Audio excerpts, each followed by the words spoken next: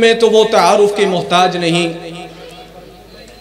حضرت الشیخ قاری القرآن، قاری المقری، مرکزی رہنما مرکزی جمعیت اہل حدیث پاکستان جناب قاری صہیب احمد میر محمدی حفظہ اللہ تعالیٰ کو کہ وہ تشریف لائیں اور قرآن اور حدیث کی روشنی میں اللہ کے رسول صلی اللہ علیہ وآلہ وسلم کا پیغام اپنے خوبصورت اور دل کو موہ لینے والے انداز میں ہمارے سامنے پیش کریں۔ اللہ رب العالمین سے دعا ہے کہ رب العالمین ہمیں ان کی ہر صحیح بات سننے کے بعد اس پر عمل کرنے کی بھی توفیق عطا فرمائے۔ جناب حضرت قاری صہیب احمد میر محمدی حفظہ اللہ تعالی۔ بسم اللہ الرحمن الرحیم۔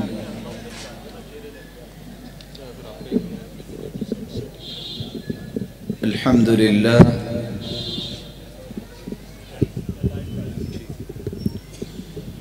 الذي بيده مقاليد الفرج، والصلاة والسلام على صاحب الجبين الأبلج المبعوث بأقوم دين وأعظم منهج، صلوات ربي وسلامه عليه وعلى آله وأصحابه السرج.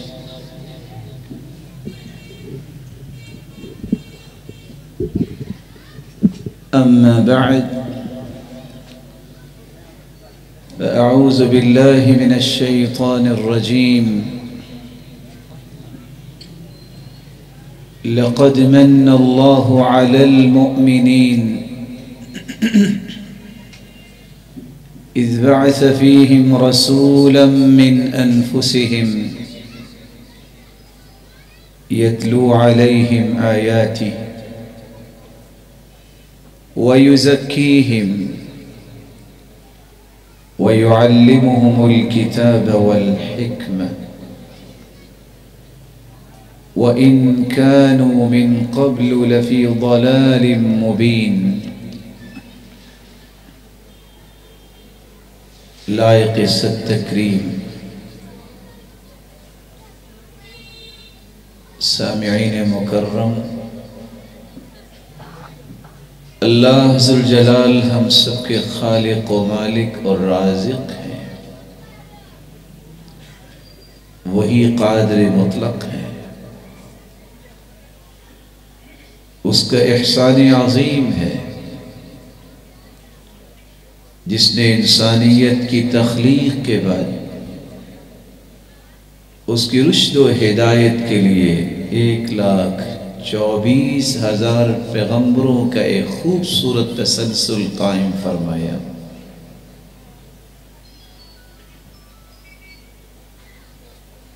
اور اس سے بڑا احسان اس امت پر کیا۔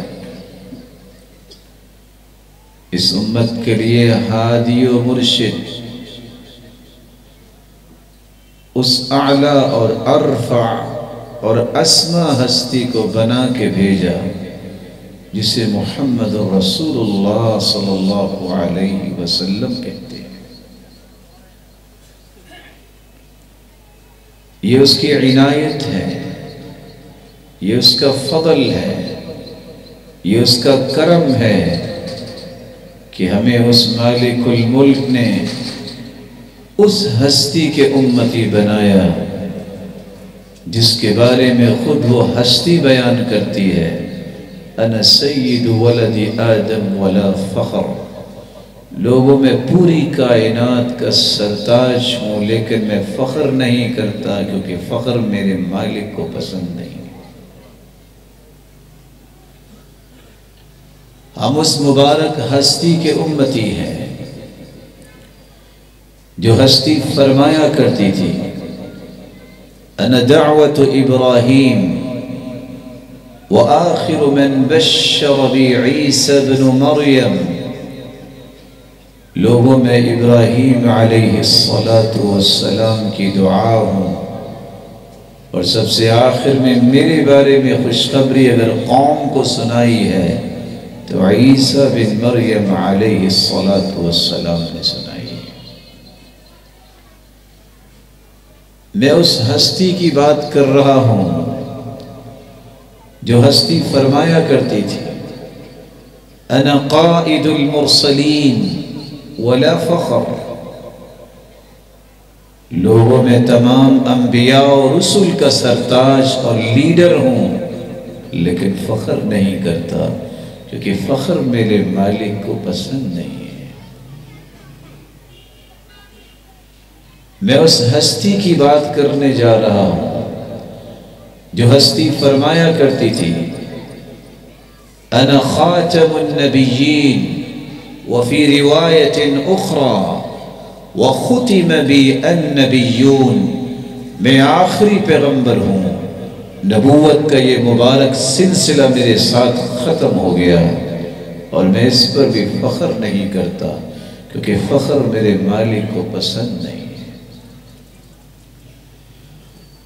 جو ہستی یہ فرمایا کرتی تھی انا اکثر الانبیاء تبعا، لوگوں قیامت کے دن بھی آپ دیکھیں گے دنیا جس میں 1,24,000 پیغمبر آئے، 315 رسول تھے، رسول اس کو کہتے ہیں جو نئی شریعت لے کے آئے، اور نبی اس کو کہتے ہیں جو سابقہ شریعت کو ہی پروموٹ کرتا ہے، لیکن قیامت کا دن ہوگا سب سے زیادہ میری امت ہوگی، اور صحیح بخاری کی روایت کے مطابق 120 صفیں بنے گی جنہوں نے جنت میں جانا ہے، 80 صفیں صرف اس امت کی ہوگی جو جنت میں جائیں گے۔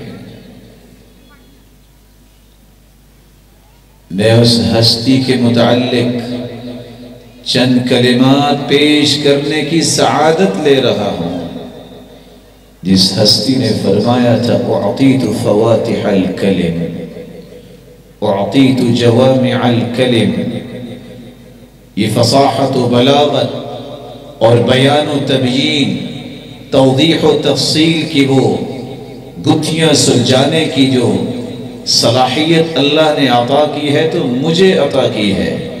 اعطیت جوامع الکلم، چھوٹی سی بات میری زبان پہ میرا مالک جاری کرتا ہے جو بہت جامع ہوتی ہے، شاید کہ مثال بنانے والے نے مثال بنائی ہی اس لیے ہو، سمندر کو کوزے میں بند کرنے والی بات ہو سکتی ہے تو محمد مصطفیٰ کی ہو سکتی ہے۔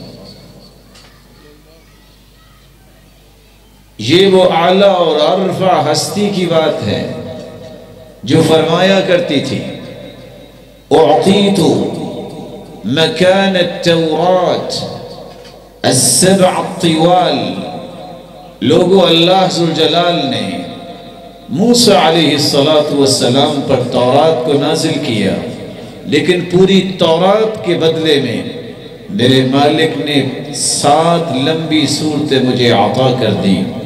وَأُعْطِيتُ مَكَانَ الزَّبُورِ المئین، اللہ ذوالجلال نے داؤد علیہ السلام کو زبور سے نوازا، اس زبور کے بدلے میرے مالک نے 200 آیات پر مشتمل مجھے صورتیں عطا کی۔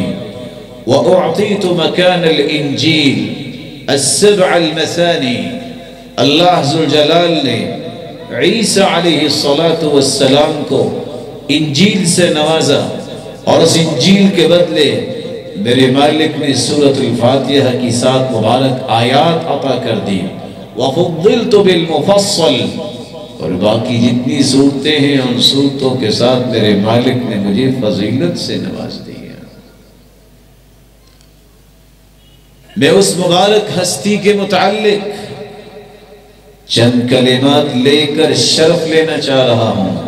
یہ میری زبان پہ جو کلمات میرا رب جاری کرے گا اس زبان کا شرف ہے، اس سے بڑی عظمت کی بات ہی کوئی نہیں کہ اس عظیم ہستی کے تذکرے کیے جائیں۔ آدم علیہ السلام سے لے کر آج تک نہ ایسی ہستی اللہ نے دنیا میں بھیجی ہے نہ قیامت تک آئے گی، وہ اپنی ذات کے اعتبار سے بھی بے مثال تھے، اپنی ہر بات کے اعتبار سے بھی بے مثال تھے۔ وہ ہستی فرمایا کرتی تھی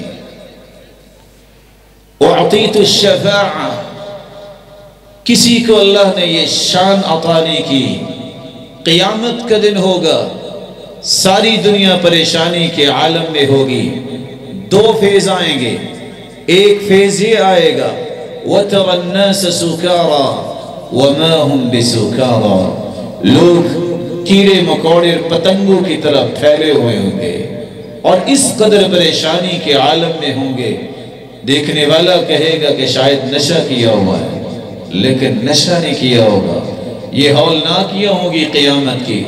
سَتُحْشَرُونَ يَوْمَ الْقِيَامَةِ حُفَاةً عُرَاةً غُرْلًا بُهْمًا، لوگوں قیامت کے دن تمہیں رب تعالیٰ جمع کریں گے اور تم جمع کیے جاؤ گے تو کیسے؟ تمہارے پاؤں میں جوتی نہیں ہوگی، تمہارے جسم پہ کوئی لباس نہیں ہوگا، بال بکھرے ہوئے ہوں گے، اور اسی طرح تم اللہ ذو جلال کے سامنے حساب و کتاب کے لیے جمع ہوگے، جس طرح تم پیدا ہوئے بغیر ختنے کے اسی طرح تم جمع ہوگے۔ سیدہ عائشہ رضی اللہ تعالی عنہ فرمانے لگی، صحیح بخاری اور مسلم کی روایت ہے، یا رسول اللہ صلی اللہ علیہ وسلم الرجال والنساء ينظر بعضهم الى بعض، کیا مرد اور عورتیں ایک دوسرے کی طرف وہاں دیکھیں گے کیا؟ یہ طہارت و پاکیزگی کی پیکر سیدہ عائشہ جس کے بستر پر وحی کا نزول ہوتا اور جس کے پاس سرتاج ملائک جبریل آتے، سرتاج رسول کے پاس، اور آ کے کہا کرتے کہ عائشہ کو میرا سلام کہنا۔ رسول اللہ صلی اللہ علیہ وسلم نے فرمایا، یا عائشہ الامر اشد من ان یہمہم ذاک، عائشہ کیسی سوچ ہے تیری، تم سمجھتی ہو کہ وہاں بھی لوگ دیکھیں گے؟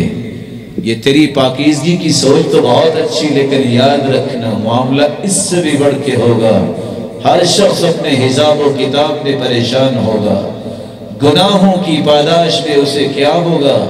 منہم من یبلغ الی کعبی، کسی کا پسینہ اس کے ٹخنے تک ہوگا، منہم من یبلغ الی رکبتی، کسی کا پسینہ اس کے گھٹنے تک ہوگا، منہم من یبلغ الی حقوی، کسی کا پسینہ اس کی کمر تک ہوگا، ومنہم من یلجمہم الجاما، کسی کا پسینہ اس کے منہ تک ہوگا جیسے لگام پہنائی ہوئی ہے، ومنہم، اور ایسے بھی ہوں گے 70 ذراعا، 70 ہاتھ پسینے میں ڈبکیاں کھا رہے ہوں گے۔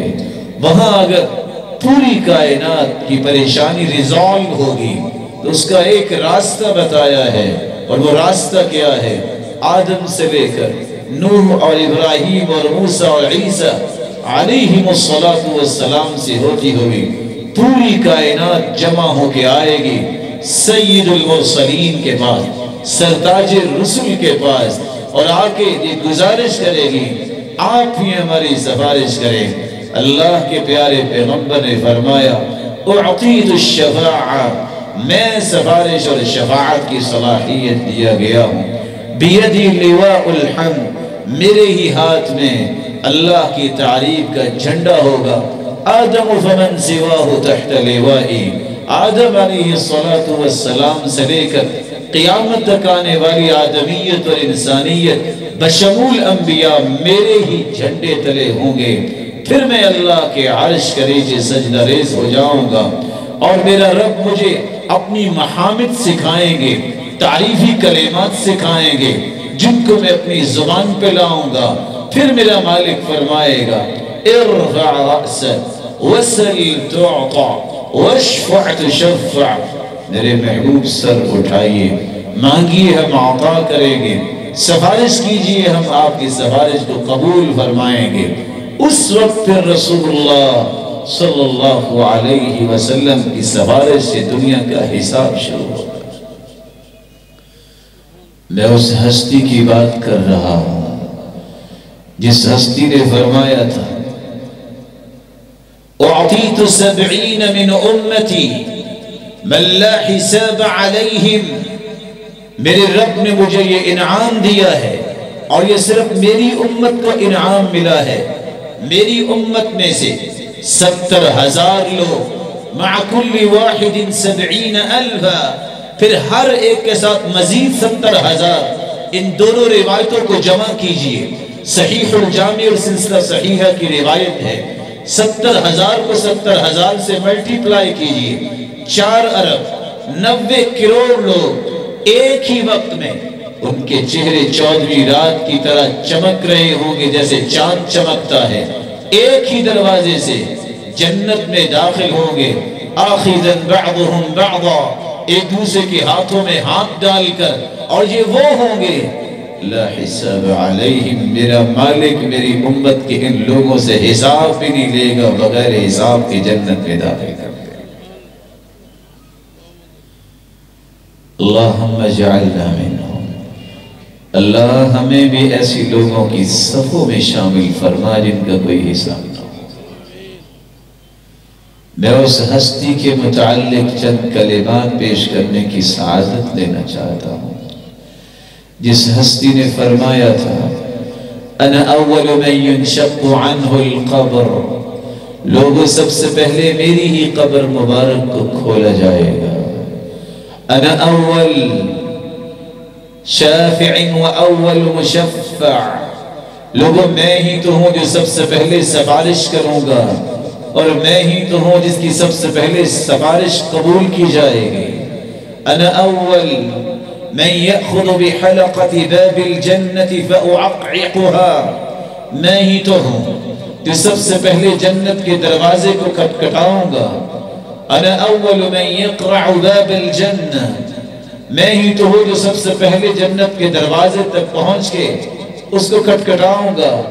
انا اول من يفتح له باب الجنة، لوگوں میں ہی تو ہوں جس کے لیے سب سے پہلے جنت کا دروازہ کھولا جائے گا۔ انا اول من يشفع في الجنة، میں ہی تو ہوں جو سب سے پہلے جنت میں جانے کی سفارش کروں گا۔ عزیزان من، قیامت کے دن کوئی جنتی بھی جنت نہیں جا سکے گا جب تک سرتاج رسل کی سفارش و شفاعت نہیں ہوگی۔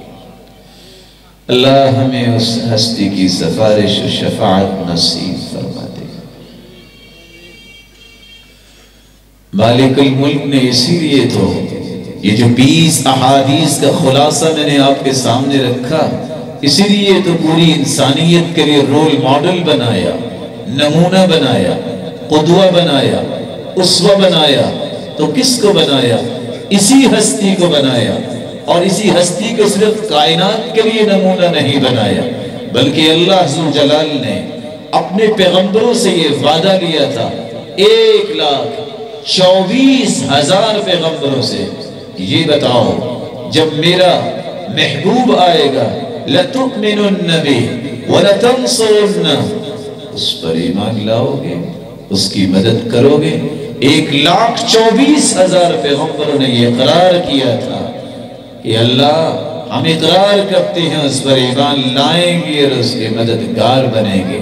جس کا اقرار پیغمبروں سے رب نے لیا اور جس کو رول ماڈل پوری کائنات کے لیے بنایا، اس ہستی کی سنت کو، اس ہستی کی بات کو، اس ہستی کے طریقے اور سلیقے کو، اس کی اداؤں کو، اس کی صبحیں اور شامیں، اس کی ظہریں اور عصریں، یہی تو میری زندگی کی اصل لذت و حلاوت و مٹھاس اور شیرینی ہے کہ میں اپنے آپ کو اسی کی اداؤں میں لے جاؤں، اسی کے رنگ برنگا جاؤں۔ اللہ ذوالجلال مجھے اور آپ کو توفیق سے نواز دے۔ لقد كان لكم في رسول الله أسوة حسنة لمن كان يرجو الله واليوم الآخر وذكر الله كثيرا۔ لوگوں تمہارے لیے نمونہ اس ہستی کی ذات میں ہے، اس کی بات میں، لیکن رول ماڈل سمجھتا کون ہے اس ہستی کو؟ لمن کان یرجو اللہ والیوم الآخر، جس کی یہ نیت ہو، جس کی یہ تمنا ہو، جس کی یہ تڑپ ہو جو ذوق رکھتا ہے، جو شوق رکھتا ہے کہ وہ کل قیامت کو اس حال میں اپنے رب سے ملے کہ اس کا رب راضی ہو جائے، جس کو یہ یقین ہو کہ قیامت کا دن آنے والا ہے، مجھے اپنے کیے ہوئے اعمال کا حساب دینا ہے۔ یہ تو رول ماڈل وہ سمجھتا ہے جس کو اس ہستی کی معرفت ہی نہیں، اس کی عظمت سے آشنا اور آگہی نہیں۔ وہ شخص کیا سمجھتا ہے اس ہستی کے بارے میں؟ رب تعالیٰ نے اس جیسی ہستی تو آج تک پیدا نہیں کی، نہ قیامت پیدا ہو سکے گا۔ اللہ عز و جلال نے اسی لیے ایک فیصلہ سنا دیا، اور کتنا بڑا فیصلہ ہے۔ دعوت تو میں بھی کرتا ہوں تو اور بھی کرتا ہوگا، لیکن دعوے کی کچھ دلیل بھی ہوتی ہے۔ وَمَا كَانَ لِمُؤْمِنٍ وَلَا مُؤْمِنَةٍ إِذَا قَضَى اللَّهُ وَرَسُولُهُ أَمْرًا أَن يَكُونَ لَهُمُ الْخِيَرَةُ مِنْ أَمْرِهِمْ وَمَن يَعْصِ اللَّهَ وَرَسُولَهُ فَقَدْ ضَلَّ ضَلَالًا مُبِينًا۔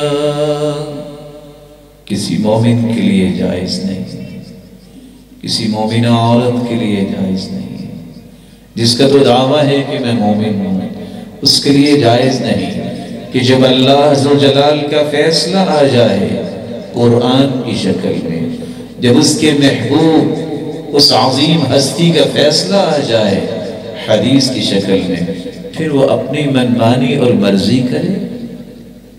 جو اپنی منمانی اور مرضی پھر بھی کرتا ہے، اس نے گویا اللہ عز و جلال کے فیصلے کو بھی ٹھکرایا، اس کے محبوب کے فیصلے کو بھی ٹھکرایا، اور یہ ٹھکرانے والا اس سے بڑا پھر دنیا میں کوئی گمراہ نہیں ہو سکتا۔ اور میں تو حیران ہوں قرآن عظیم اور قرآن مجید کی اس تعبیر سے کہ اللہ عز و جلال نے قسمیں تو بہت ساری چیزوں کی اٹھائی ہیں، لیکن میرے مالک نے 3 جگہ اپنی کبریائی کی قسمیں بھی اٹھائی ہیں۔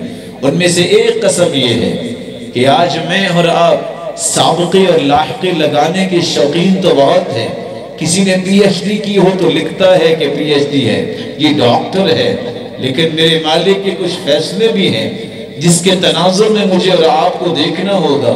میرا اور آپ کا اس وقت سٹیٹس کیا ہے ایمان کی اور اسلام کی حالت میں، ہمیں یہ چیک کرنا ہوگا۔ ذرا اس فیصلے پہ توجہ کیجئے۔ اللہ عز و جلال فرماتے ہیں فَلَا وَرَبِّكَ لَا يُؤْمِنُونَ حَتَّى يُحَكِّمُوكَ فِيمَا شَجَرَ بَيْنَهُمْ ثُمَّ لَا يَجِدُوا فِي أَنفُسِهِمْ حَرَجًا مِّمَّا قَضَيْتَ وَيُسَلِّمُوا تَسْلِيمًا۔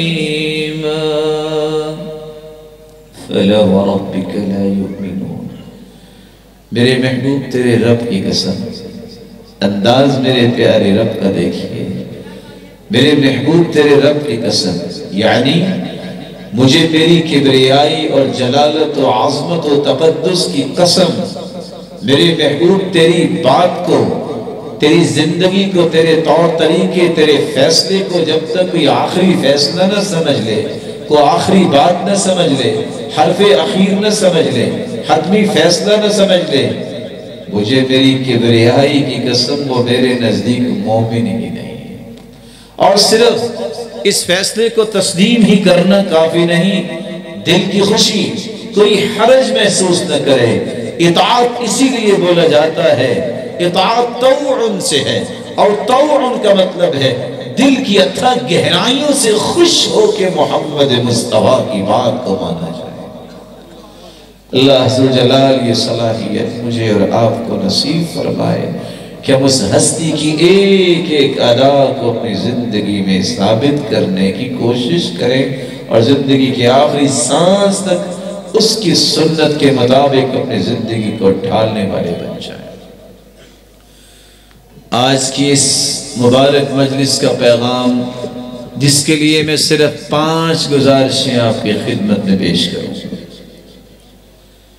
امت کو یہ وقت بھی دیکھنا پڑا جب دشمنان اسلام حربی کوششوں میں ناکام ہوئے، جب یہود و نصارہ اس بات کو طے کر چکے کہ مسلمانوں کا مقابلہ ہم لڑائی سے نہیں کر سکتے، پھر انہوں نے فکری وار شروع کر دیے اس ہستی کے بارے میں جس ہستی کے بارے میں سیدہ عائشہ کہا کرتی تھی کہ میں اس ہستی کی تعریف کیا کروں۔ فلما رأيت إلى أسارير وجهه برقت كبرق العارض المتهلل، میں تو یہی کہہ سکتی ہوں ابو الکبیر حضری جو کہا کرتا تھا کہ اگر کالی گھٹاؤں میں اچانک سے چاند نمودار ہو جائے تو دیکھنے والے کی خوشی کی کوئی انتہا نہیں۔ وہ چہرہ انور جس میں کسی کی نظر ٹکتی، شاید کہ اس خوشی کا کوئی اندازہ نہ کر سکتا ہو۔ ابو رمسا نے بھی کہا تھا بیٹا تمہیں کوئی چہرہ پسند نہیں آتا، ذرا آؤ تو صحیح، میں تمہیں ایک ایسی ہستی کے پاس لے چلوں، پھر ذرا اپنے جذبات کا اظہار کیجئے گا۔ وہ آیا، جب بیٹے کی نظریں اس رخ انور پہ پڑی جس جیسا چہرہ رب تعالیٰ نے بنایا ہی نہیں، دیکھتے ہی بول اٹھا واللہ ان ھذا رسول اللہ، اللہ کی قسم رسول ایسا ہی ہو سکتا ہے جس جیسا اللہ نے کسی کو بنایا ہی نہیں۔ رسول اللہ صلی اللہ علیہ وسلم کی ذات اقدس کے بارے میں دشمنان اسلام نے نازیبہ کلمات بولنا شروع کر دیے، نازیبہ حرکتیں شروع کر دی۔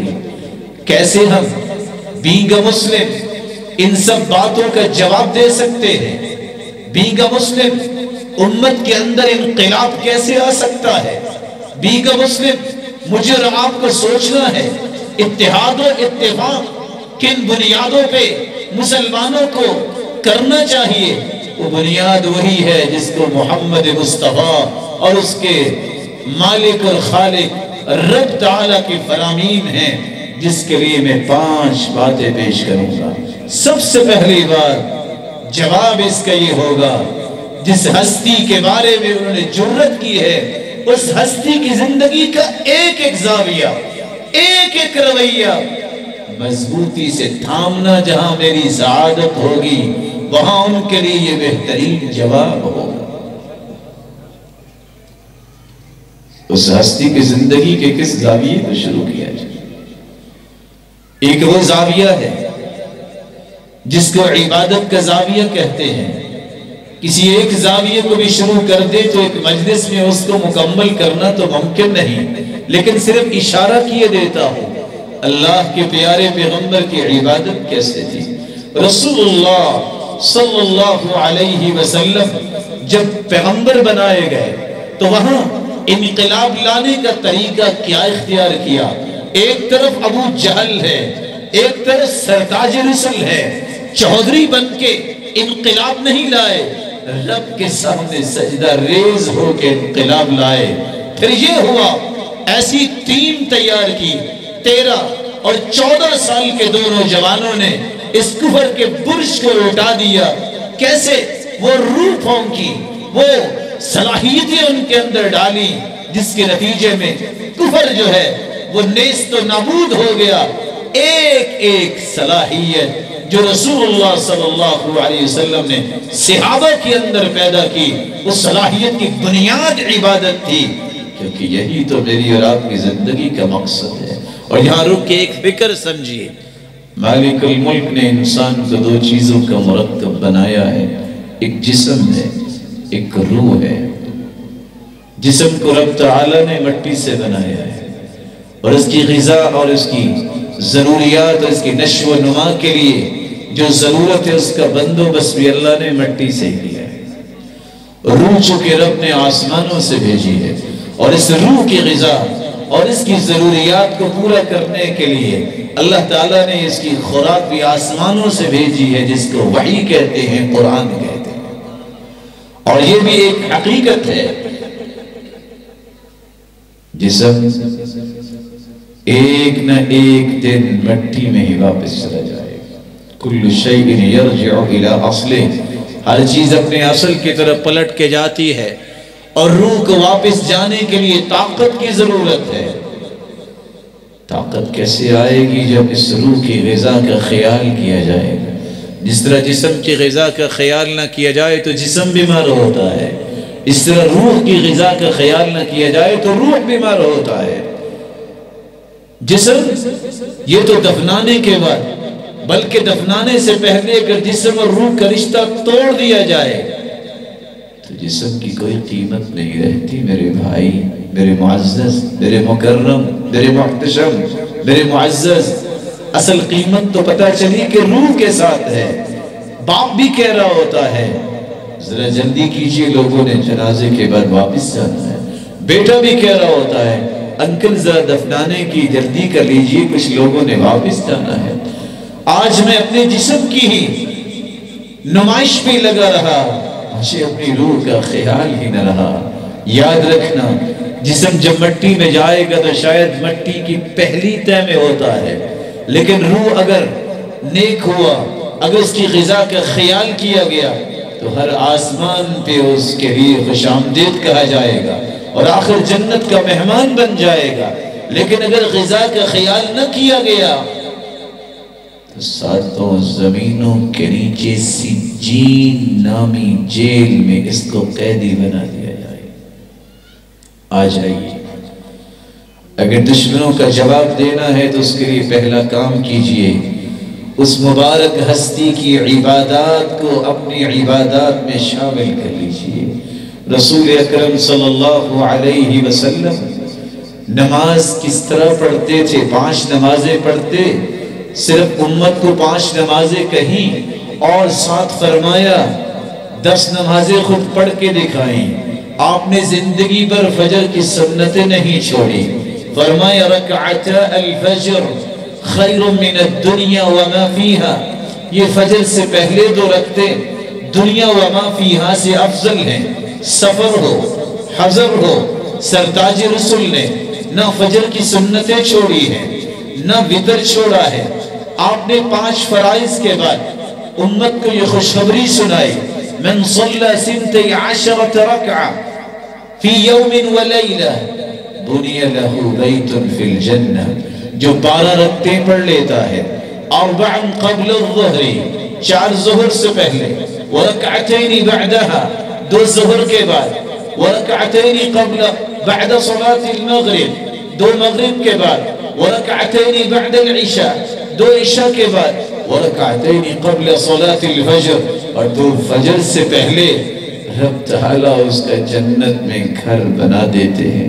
سیدہ ام حبیبہ رضی اللہ تعالی عنہا فرماتی ہیں یہ ہے اصل کام کرنے والا جو میں بیان کرنے لگا ہوں. سیدہ ام حبیبہ فرماتی ہیں لوگوں گواہ رہنا، ما ترکتہن منذ سمعتہن من رسول اللہ، جب سے میں نے سنا ہے محمد مصطفیٰ سے صلی اللہ علیہ وسلم، میں نے آج تک ان رکعتوں کو نہیں چھوڑا. عنبسہ کہتے ہیں ما ترکتہن منذ سمعتہن من ام حبیبہ رضی اللہ عنہا.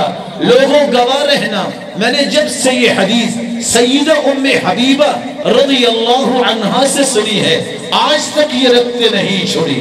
اور عنبسہ سے روایت کرنے والے بیان کرتے ہیں، عمر بن اویس کہتے ہیں میں ترکتہن منذ سمعتہن من عنبسہ.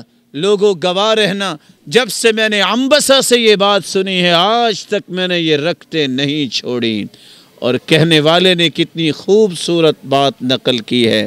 رسول اللہ صلی اللہ علیہ وسلم سے سچی محبت کرنے والے وہ تھے جو ایک مرتبہ محمد مصطفیٰ کی بات سن لیتے، اس سے بڑی صداقت ان کے سامنے نہ ہوتی، اس کو اپنی زندگی میں شامل کر لیا کرتے تھے.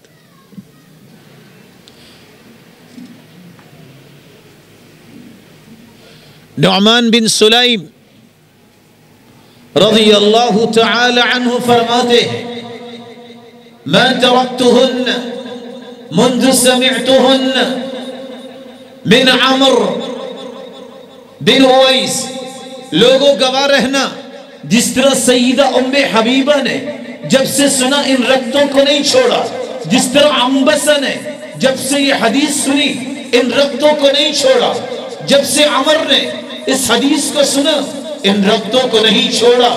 نعمان بن سلیم کہتے ہیں گواہ رہنا ما ترکتہن منذ سمعتہن، میں نے جب سے ان رگتوں کے بارے میں سنا ہے میں نے آج تک ان رگتوں کو نہیں چھوڑا۔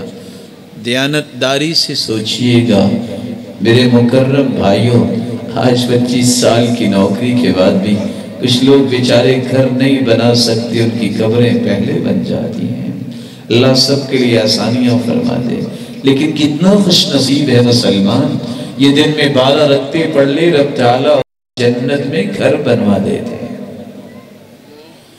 رسول اللہ صلی اللہ علیہ وسلم نے فرمایا من صلی 4 قبل الظہر و4 بعدها حرمہ اللہ علی النار، جو ظہر سے پہلے 4 رکعتیں پڑھ لیتا ہے، ظہر کے بعد 4 رکعتیں پڑھ لیتا ہے، اللہ ذوالجلال اس انسان کو جہنم پر حرام قرار دے دیتے ہیں۔ رحم اللہ رجلا صلی 4 قبل العصر، اللہ اس پہ رحمت کی برکھا برساتے ہیں جو عصر سے پہلے 4 رکعتیں پڑھ لیتا ہے۔ رسول اللہ صلی اللہ علیہ وسلم نے فرمایا من حافظ على 4 رکعات قبل العصر بنى اللہ له بیتا فی الجنہ، جو عصر سے پہلے 4 رکعتوں کی حفاظت کر لیتا ہے رب تعالیٰ اس کا جنت میں گھر بنا دیتے ہیں۔ فرمایا یا ابن آدم، اللہ ذوالجلال فرماتے ہیں حدیث قدسی ہے ارکع 4 رکعات فی اول النہار اکفیک آخرہ، آدم کے بیٹے 4 رکعتیں دن کے شروع میں تم پڑھ لیا کرو، یہ چاشت کے وقت، یہ ضحیٰ کے وقت جس کو صلاۃ الاوابین بھی کہا گیا صحیح مسلم میں، صلاۃ الاوابین حین رمضت الفصال، صلاۃ الاوابین حین ترمض الفصال۔ صلاۃ الاوابین کا وقت وہ ہے جب اونٹنے کے بچے کے پاؤں جلے، جب وہ زمین پہ چلے، یہ سخت گرمی میں 10 سے 10:30 بجے کا ٹائم، 2 رکعتیں پڑھ لو، 360 جوڑوں کا صدقہ ادا ہو جاتا ہے، 4 رکعتیں پڑھ لو، سارا دن رب تعالیٰ اسے کافی ہو جاتے ہیں۔ اللہ کے پیارے محبوب نے 6 بھی پڑھی ہیں، اور سیدہ ام ہانی رضی اللہ تعالی عنہ کے گھر میں 8 بھی پڑھی ہیں۔ اور عبادت کا طریقہ کیا ہے کہ آج میں نماز میں دل نہیں لگاتا اور کہتا ہوں کہ میرا دل خوش ہو جائے، یہ دل تو خوش ہوگا جب رب کی عبادت میں خوش ہو جاؤ گے۔ محمد مصطفیٰ قیام کیا کرتے، قام النبی صلی اللہ علیہ وسلم حتی تورمت قدمہ، آپ قیام کرتے، آپ کے پاؤں میں سوزش ہو جاتی، قام النبی صلی اللہ علیہ وسلم حتی تتفطر قدمہ، آپ صلی اللہ علیہ وسلم کے پاؤں پھٹ جاتے۔ سیدہ عائشہ سوال کرتی ہے وَقَدْ غَفَرَ اللَّهُ لَكَ مَا تَقَدَّمَ مِن ذَنْبِكَ وَمَا تَأَخَّرَ، آپ کو تو رب تعالیٰ نے سرتاج رسول بنایا ہے، آپ کو تو کوئی گناہ ہی نہیں ہے، سب اللہ ذوالجلال نے آپ کو یہ انعام دے رکھا ہے، آپ اتنی عبادت کیوں کرتے ہیں؟ جواب سنیے، سرتاج رسول کا جواب بھی اعلیٰ ہے۔ فرمایا افلا احب ان اکون عبدا شکورا، جس رب نے مجھے پوری کائنات سے اعلیٰ بنایا ہے، میرا شکر بھی تو پوری کائنات سے اعلیٰ ہی ہونا چاہیے۔ آئیے ان دشمنوں کا جواب دینا ہے تو سب سے پہلا طریقہ رسول مقبول صلی اللہ علیہ وسلم کی زندگی کو دیکھیے، انہوں نے رب کی عبادت کیسے کی، اس کی ایک ایک ادا، اس ہستی کا ایک ایک رویہ، اس ہستی کا ایک ایک زندگی کا زاویہ، ایک ایک طریقہ، اس کی گفتگو کا سلیقہ، اس کے کردار، اس کی گفتار، اس کے ایک ایک پیرائے کو اپنی زندگی میں لے آئیے، دشمن خود ناکام ہوگا۔ رسول اللہ صلی اللہ علیہ وسلم کا انداز دیکھیے، سجدے میں گئے ہیں، قیام میں گئے ہیں، رکوع میں ہیں، کس قدر لذت کے ساتھ یہ کام کر رہے ہیں، بلکہ پوری رات گزر جاتی ایک ہی آیت پہ، اور ایک آیت پڑھتے جاتے، روتے جاتے، اور وہ آیت کیا ہے؟ ان تعذبهم فإنهم عبادك وإن تغفر لهم فإنك أنت العزيز الحكيم۔ اللہ اگر تو اپنے بندوں کو عذاب دے تو تیرے ہی بندے ہیں، تجھے کوئی پوچھنے والا تو نہیں ہے، لیکن میرے مالک اگر تو انہیں معاف کر دے تو پھر بھی تیرے ہی بندے ہیں، تو انہیں کسی سے مشورہ تو نہیں کرنا۔ کس بات پہ روتے ساری رات گزاری؟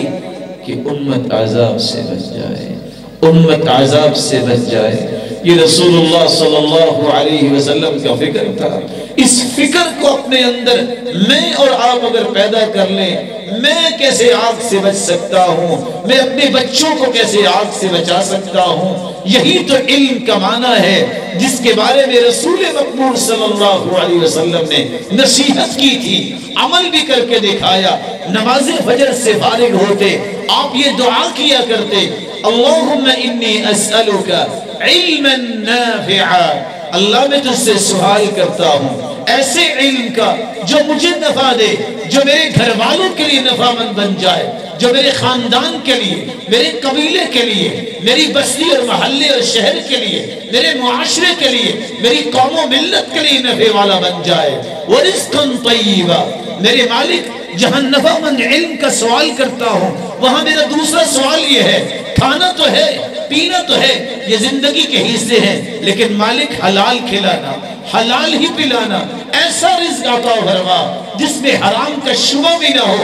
اور تیسرا سوال یہ کرتے، وَعَمَلًا مُتَقَبَّلًا، کام تو سب لوگ کرتے ہیں، عمل تو ہر شخص کرتا ہے، عمل وہی ہوتا ہے جو رب کی بارگاہ میں قبول ہو جائے۔ یہ تین سوالوں میں دنیا اور آخرت کو سمو کے رکھ دیا سرتاج رسل نے۔ جس طرح وہ ذات عالی تھی، اس کی ہر بات بھی عالی ہے۔ اس نے جہاں علم نافع کی بات کی، وہاں رزق حلال کی بات کی، وہاں عمل کی قبولیت کی بات کی۔ علم آنے سے دنیا روشن ہوگی، زندگی میں روشنی آئے گی، رزق حلال ہوگا، عبادت قبول ہوگی۔ اگر عبادت قبول ہوگی یہ جنت کا وارث بن جائے گا۔ اللہ ہمیں ایسی لوگوں کے صف میں شامل فرمائے۔ آج دشمنوں کا جواب دینا ہے تو اس کا دوسرا طریقہ یہ ہے، اپنے ذاتی میرز چھوڑ دیجئے، مقاییس شرعیہ، شریعت کے پیش کیے گئے میرز کو اپنے میرز بنا لیجئے۔ یہ میری اور آپ کی دانش کہتی ہے، مصلحت ہے، حکمت ہے، پھر کیا ہوا انہوں نے ایسا کیا؟ نہیں، میرز وہ ہونے چاہیے جس کو قرآن نے پیش کیا ہے، جس کو حدیث نے پیش کیا ہے۔ حکمت کا مطلب کسی برے کی برائی کو سینے سے لگانا نہیں ہوتا، حکمت کا مطلب رسول مقبول صلی اللہ علیہ وسلم کے بارے میں غلیظ زبان کو برداشت کرنا نہیں ہوتا۔ حکمت سے مراد وہ ہے جس کو قرآن نے بیان کیا ہے، اور حکمت قرآن نے بیان کیا کی ہے یہ سمجھنا بھی تو بیگ مسلم میری ذمہ داری ہے۔ حکمت کے قرآن نے 5 معانی بیان کیے۔ پہلا معنی اصابت الرائے، صحیح ترین رائے کو حکمت کہتے ہیں۔ یؤتی الحکمت من یشاء ومن یؤت الحکمت فقد اوتی خیرا كثيرا وما يذكر إلا أولو الألباب۔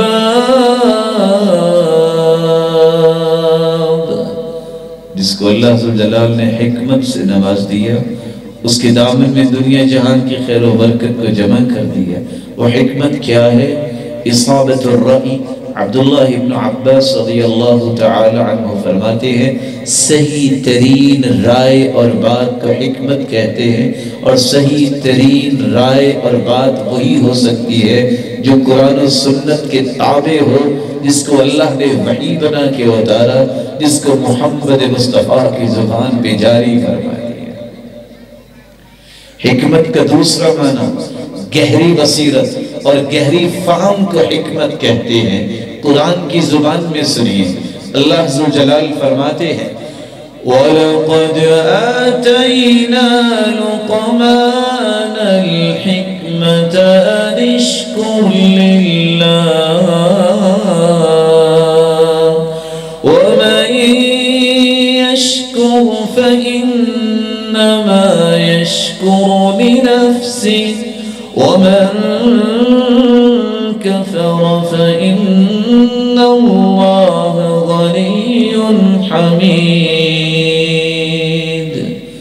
ہم نے لقمان کو گہری فہم اور بصیرت سے نوازا تھا۔ کیسی گہری فہم تھی؟ بیٹا باپ سے کہتا ہے ابا جان دنیا سے جا رہے ہو، سب کچھ ساتھ ہی لے کے جانا ہے، کچھ ہمیں بھی سکھاؤ۔ کہا بیٹا لکھو، گناہ کرنے کو جی چاہے تو بیٹا کر لینا، لیکن وہاں جا کے کرنا جہاں تیرا رب تمہیں نہ دیکھتا ہو۔ کہا جائے بیٹا گناہ کرنے کو جی چاہے تو کر لینا، لیکن اللہ کی زمین پر نہ کرنا، کسی اور جگہ جا کے کرنا۔ کہاں جائے بیٹا گناہ کرنے کو جی چاہے تو کر لینا، لیکن اتنا ہی کرنا جتنا جسم میں سزا سہنے کی طاقت موجود ہے۔ کون سہ سکتا ہے؟ حدیث کہتی ہے لو ضرب بها جبل لکان ترابا، وہ گرز جو فرشتوں کے ہاتھ میں ہوگی جو مارے گے، اگر وہ کسی پہاڑ پہ مار دی جائے تو پہاڑ مٹی بن جائے، ریزہ ریزہ ہو جائے۔ اللہ ذو جلال ہمیں اور ہماری اولاد و نسلوں کو بھی عذاب سے محفوظ فرما دے۔ حکمت کا تیسرا معنی ہے ایسی بات، ایسی گفتگو، ایسا کام، ایسا عمل جس سے خشیت الہی پیدا ہو، جس سے اللہ کا خوف پیدا ہو۔ برائی کو سینے سے لگانے سے خوف اللہ کا پیدا نہیں ہوتا، یہ دنیا کا خوف ہوتا ہے۔ حکمت بالغ فما تغنی النذر فتول عنهم يوم يدعو الداعي إلى شيء نكر۔ حکمت بالغہ۔ حسن بصری سے کسی نے پوچھا تھا علم کہتے کس کو ہے؟ انہوں نے جواب دیا تھا العلم هو خشیت اللہ، علم تو اللہ کی خشیت کا نام ہے۔ جس کے پاس اللہ کا خوف آ جائے، جس کے دل میں خشیت الہی آ جائے، اسے تو عالم کہتے ہیں۔ اس لیے تو اس پیغمبر نے ایسی قوم تیار کی تھی جس کے جرنیل کا خوف، جس کے غلام کا خوف ایک جیسا تھا، اس میں کوئی فرق نہیں تھا۔ کوئی جرنیل بھی بن گیا عمر جیسا، اس کا خوف کم نہیں ہوا۔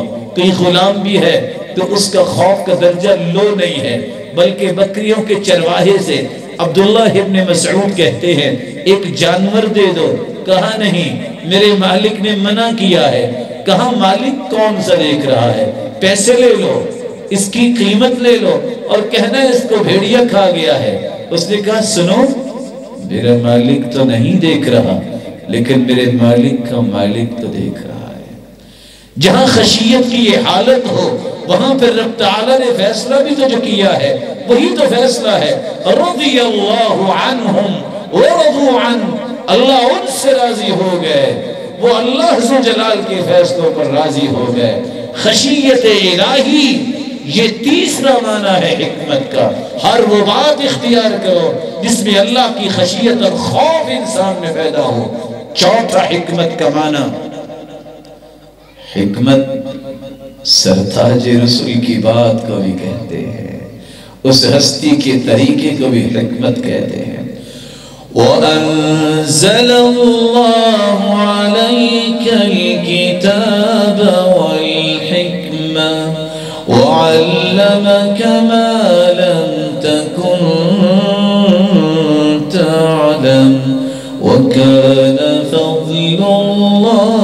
عليك عظيما.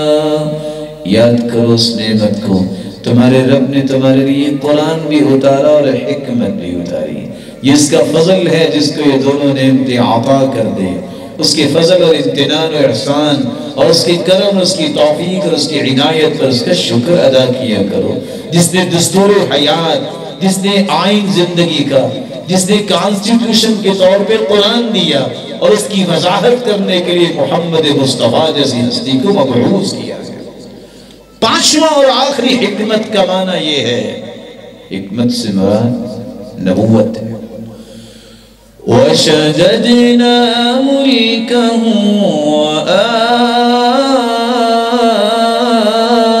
وآتيناه الحكمة وفصل الخطاب.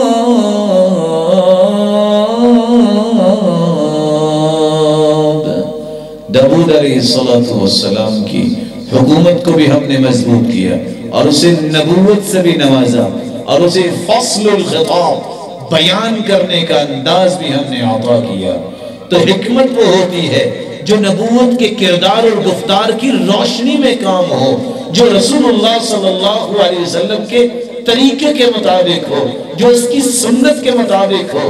حکمت کسی مجلس میں جا کے شادی میں گانے بج رہے ہیں، رقص ہو رہا ہے، اس کو حکمت نہیں کہتے کہ چننے لگ جاؤ، بلکہ ادب سے گزارش کرو بھائی یہ مسلمانوں کے کام نہیں ہے. حکمت یہ نہیں ہے چپ کر جاؤ، کائنات کے سرتاج کے بارے میں جو مرضی کو کہہ دے خاموش ہو جاؤ. نہیں، حکمت یہ ہے میں ایک چھوٹا سا مسلمان یہ کہنا چاہوں گا، اسلامی ریاستوں کی یہ ذمہ داری پہلی یہ ہے کہ سب کے سب یہ سٹیٹمنٹ جاری کریں کہ یہ مجرم کسی اسلامی ملک میں تا حیات داخل نہیں ہو سکتا جب تک یہ اسلام کو قبول نہ کر لے. اسلامی ریاستوں کی یہ ذمہ داری ہے کہ وہ سٹیٹمنٹ جاری کریں کہ آج کے بعد ہم تمام کے تمام سفراء کو واپس بلاتے ہیں اور ان کے سفیروں کو فارغ کرتے ہیں. ہر شخص اپنے دائرے میں رہ کے محمد مصطفیٰ کی عظمت کو باقی رکھنے کے لیے اس حکمت کو بنائے کہ مسلمانوں کی پاور کیسے شو ہو سکتی ہے.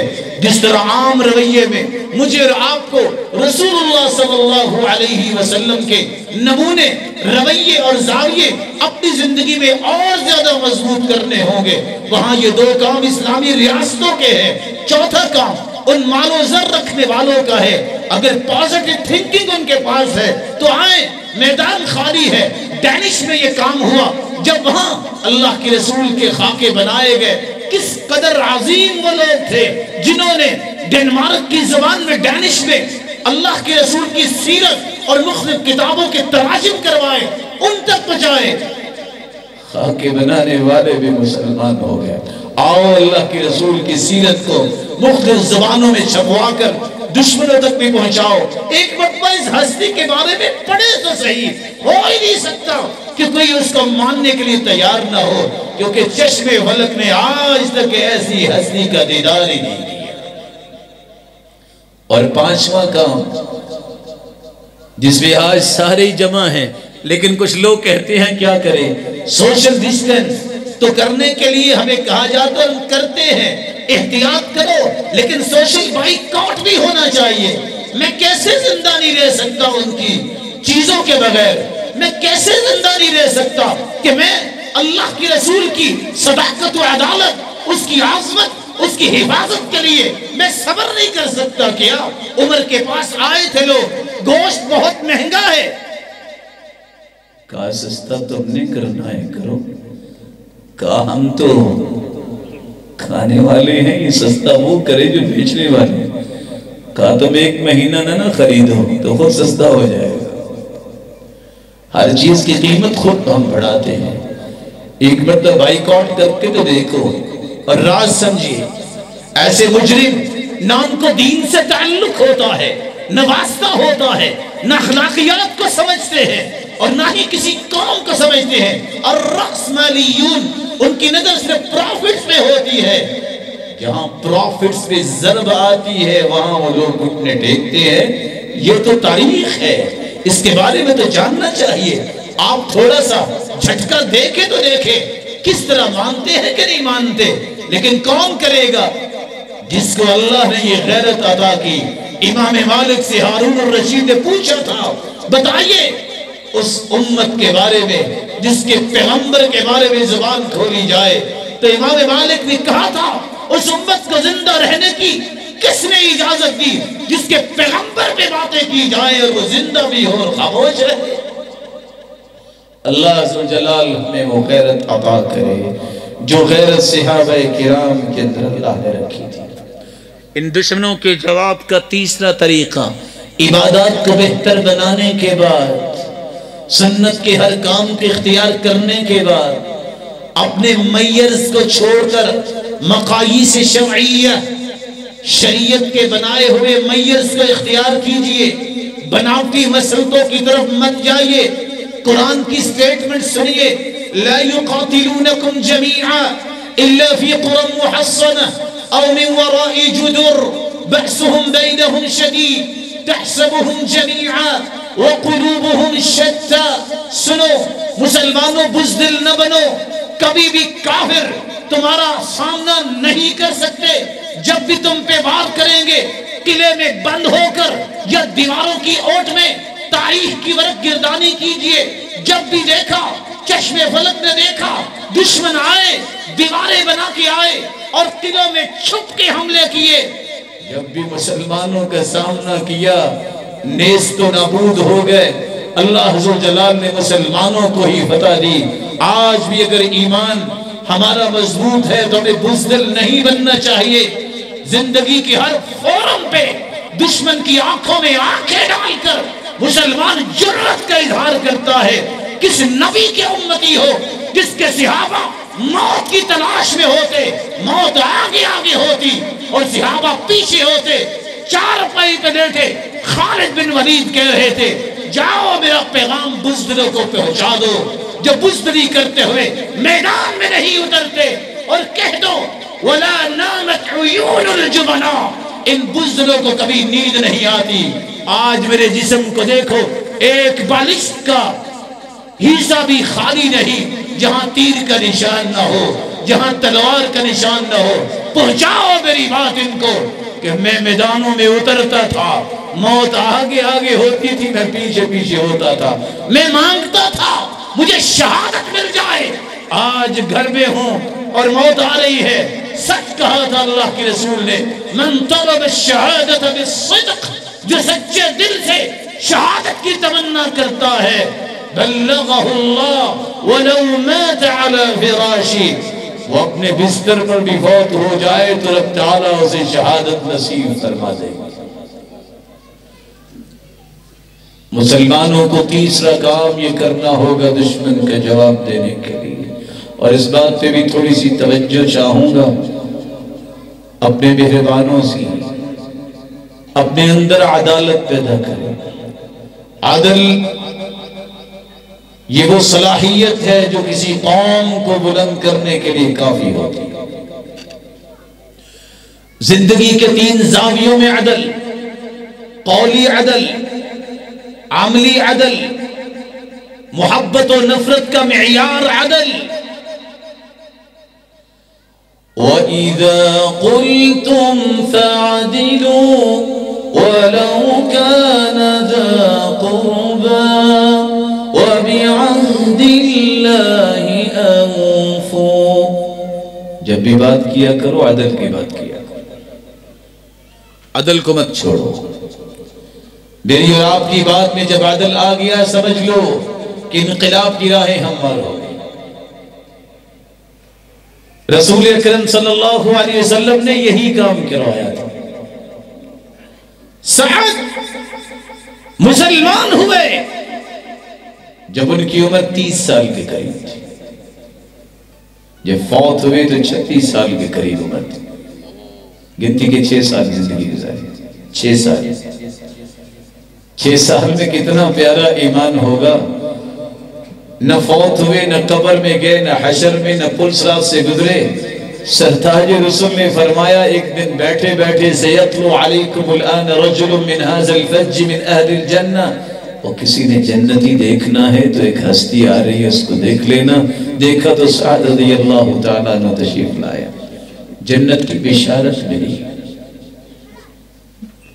یہ وہ ہستی ہے جس ہستی کی وفات کی خبر کے لیے رب تعالیٰ نے جبریل امین کو بھیجا، اور حدیث کہتی ہے اہتز عرش الرحمن لموت سعد بن معاذ، اللہ کا عرش سعد رضی اللہ تعالی عنہ کی روح کے استقبال میں جھوم اٹھا۔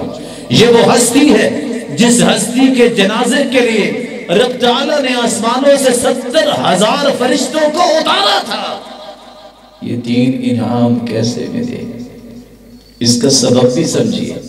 مسلمان ہوئے، ماں نے کہا بھوک ہڑتال کروں گی، مر جاؤں گی، چھوڑ دو دین کو، تم لوگوں کے پاس سے گزرو گے، لوگ کہیں گے یا قاتل امّے، ماں کے قاتل جا رہے ہو۔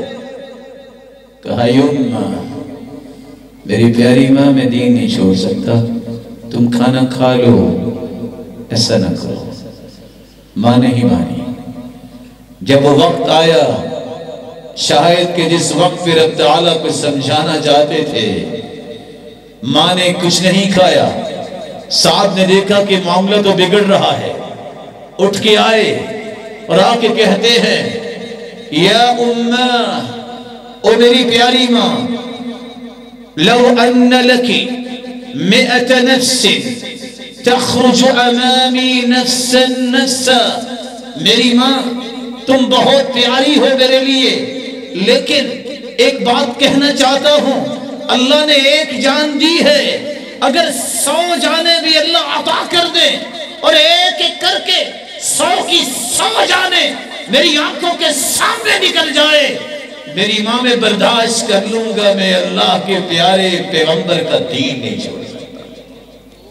اپنی زبان میں عدل لائیے۔ قاضی شریح کھانا کھا رہے ہیں، بیٹا بھی پاس ہے، بیوی بھی پاس ہے، اور یہاں شادی شدہ جوڑے بیٹھے ہیں تو ان کے لیے ایک تحفہ بھی ہے۔ ایک قاضی شریح جو چیف جسٹس تھے سیدنا علی رضی اللہ تعالیٰ عنہ کے دور میں، یہ سوچا کرتے تھے جب میری شادی ہوگی تو میں نے پہلے دن ہی سب کچھ سمجھا دینا ہے اور میں خطبہ دوں گا۔ وہ لکھتے ہیں کہ جب میں نے جا کے سلام کہا، ابھی میں بولا نہیں تھا، بیوی نے خطبہ شروع کر دیا، اور اس نے کہا آج ہی بتا دیں، میں نہیں جانتی آپ کون ہیں، یہ بتا دیں ڈوز اینڈ ڈونٹ کیا ہے، کرنا کیا ہے، کیا نہیں کرنا، زندگی کے آخری سانس میں کبھی آپ کو پریشانی نہیں ہوگی۔ اور قاضی شریح کہا کرتے تھے ایسا ہی ہوا، 20 سال گزر گئے، آج تک ہماری کوئی لڑائی نہیں ہوئی۔ یہ میں نے ایک لفظ بولا ہے 20 سال کا، یہاں 20 منٹ نہیں گزرتے اور کیا کچھ ہو جاتا ہے۔ اور کہتے ہیں ایک مرتبہ غصہ کیا میں نے، بعد میں سوچا کہ میں نے ٹھیک نہیں کیا۔ بیٹا کہتا ہے ابا جان فلاں کا مسئلہ ہے، کیس تو آپ کے پاس آنا ہے، اگر کوئی ہے اس میں جان تو ٹھیک، وگرنہ میں سافٹ ڈیل کر لیتا ہوں۔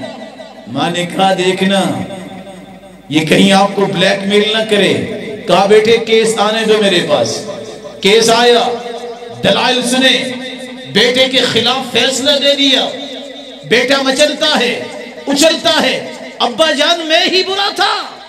کہا بیٹے نہیں، تم مجھے پوری دنیا سے پیارے ہو، لیکن تیرے جیسے بیٹوں سے روئے زمین بھر جائے، مجھے محمد مصطفیٰ پیارے ہیں، اس کا دین مجھے پیارا ہے۔ اس نے کہا تھا اس جگہ پہ بیٹھ کے ناانصافی نہیں ہو سکتی۔ وَإِذَا قُلْتُمْ فَاعْدِلُوا وَلَوْ كَانَ ذَا قُرْبَى، قریبی سے قریبی ہو، عدل نہ چھوڑو۔ وَإِذَا حَكَمْتُمْ بَيْنَ النَّاسِ أَن تَحْكُمُوا بِالْعَدْلِ إِنَّ اللَّهَ نِعِمَّ مَا يَعِظُكُمْ بِهِ۔ دوسرا عدل، تمہارے عمل سے بھی عدل سامنے آنا چاہیے۔ فیصلہ کرنے لگو، عدل کا فیصلہ کرو۔ سیدنا عمر کے پاس ایک شخص آیا تھا، کہتا ہے کیا کریں، ہیرا میں کچھ ہے ہی نہیں، کچھ مال چاہیے۔ اسی لیٹر پہ پیچھے لکھ کے بھیجا وَسِّقْ طُرُقَهَا بِالْعَدْلِ،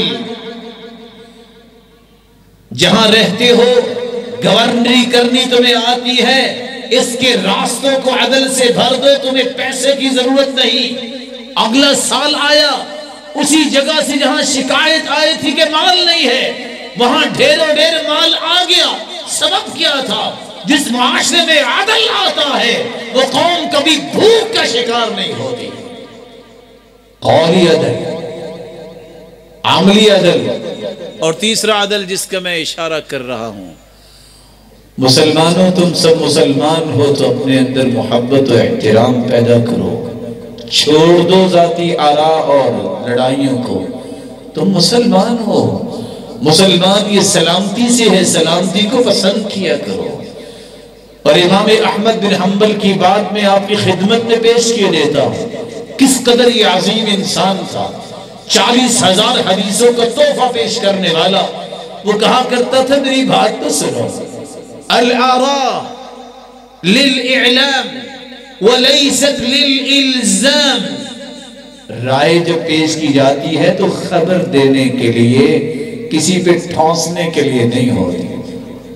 الآراء للتفاہم ولیست للتلاکم، مشورہ پیش کیا جاتا ہے معاملے کو سمجھانے کے لیے، مشورہ گتھم گتھا ہونے کے لیے پیش نہیں کیا جاتا۔ باپ کے پاس 4 بیٹے 4 بیٹیاں بیٹھی ہیں، مشورہ ہوگا تو لڑائی کریں گے کیا؟ ایک باپ کی بیٹے ہیں نا، ایک باپ کی بیٹیاں ہیں۔ مسلمانوں کے لیے پیغام ہے، آ جاؤ سعد رضی اللہ تعالی عنہ کی طرح عدل، محبت اور نفرت کا معیار بھی عدل بناؤ۔ یہی وجہ ہے سعد کو 3 انعام کیسے ملے۔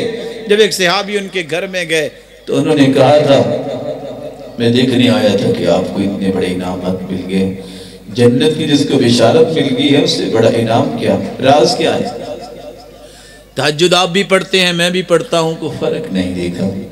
کہا سنو،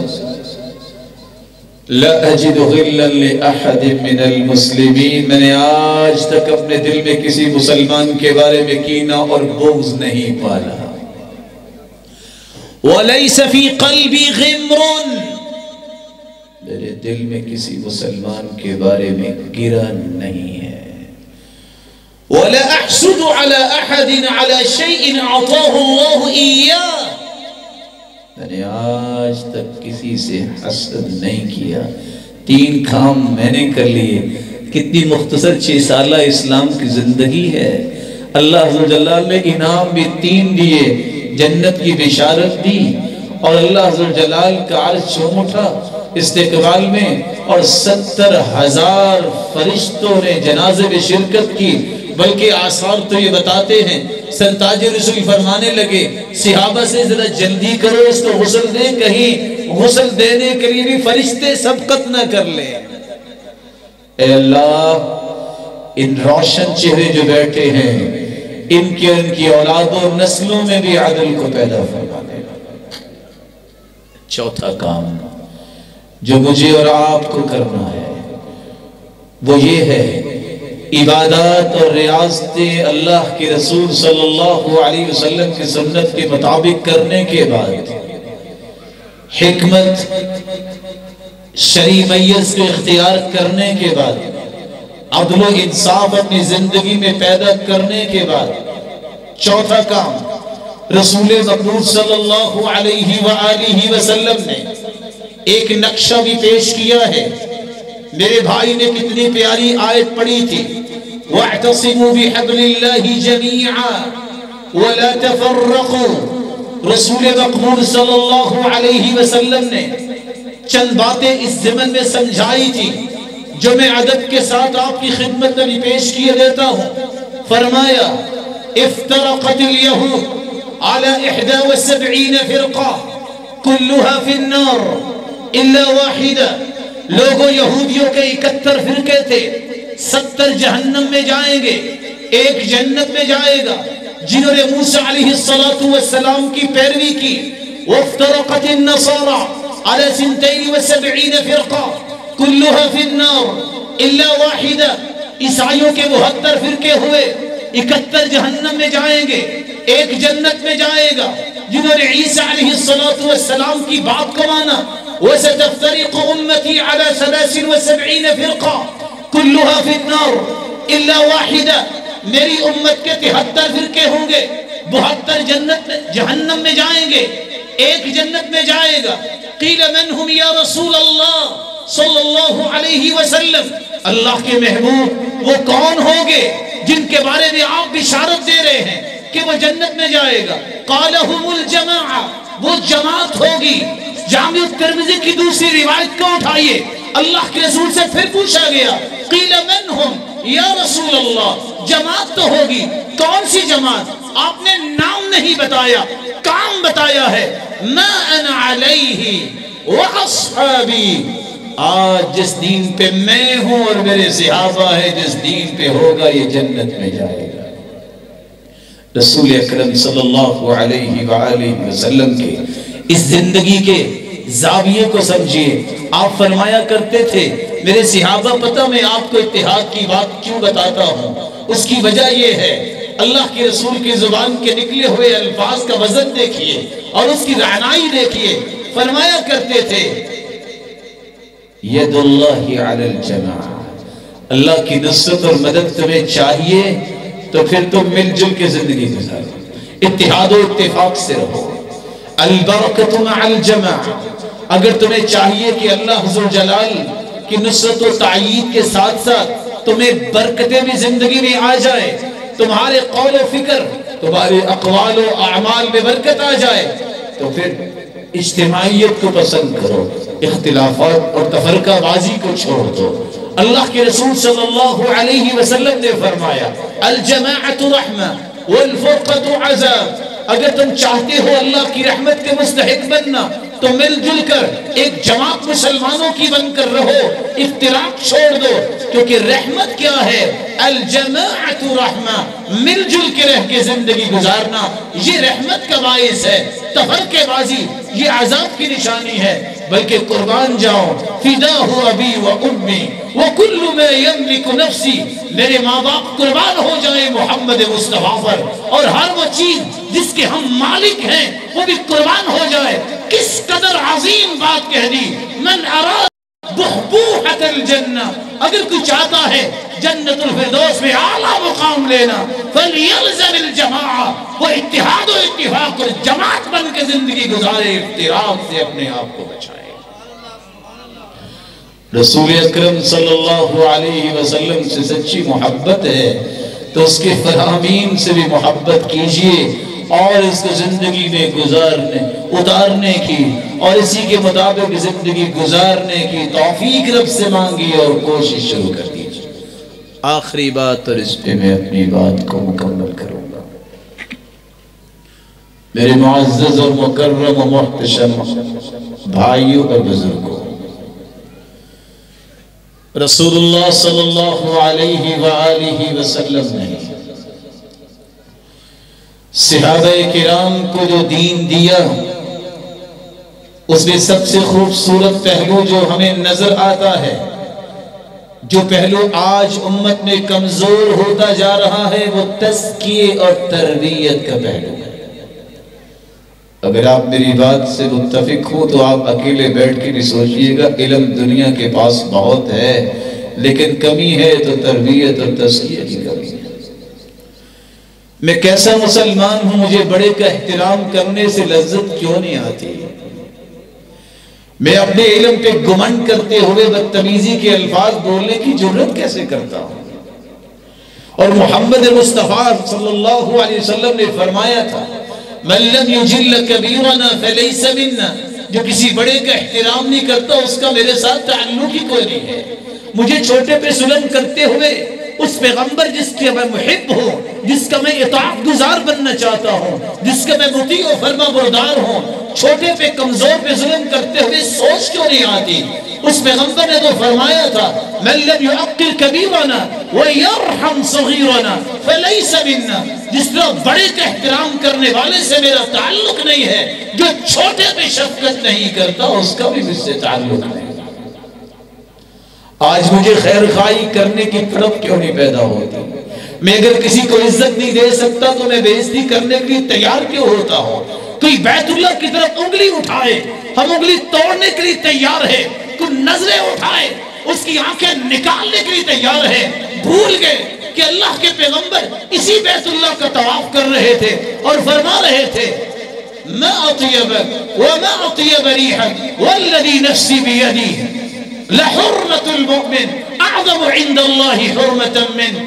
بیت اللہ تیری شان ہی کیا ہے، تیری فضائیں کتنی پاکیزہ ہیں، لیکن یاد رکھنا ہے بیت اللہ تجھ سے ایک مومن کی عزت زیادہ ہے۔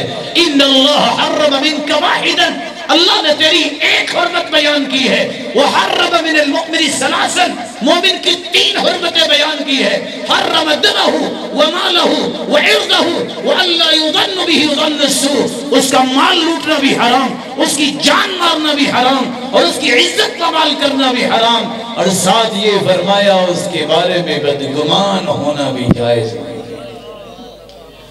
یہ اقدار ہے، یہ اصول اور ضابطے ہیں، یہ ایتھکس اور ہیبس تھے صحابہ کے۔ وہ کسی کے مال اور کسی کی جان اور عزت کے پیاسے نہیں ہوتے تھے۔ میرے بھائیوں، اپنے اس چھوٹے بھائی کا ایک پیغام یاد رکھنا جو محمد مصطفیٰ کی زبان سے نکلا اور آج میں آپ کے سامنے پیش کر رہا ہوں۔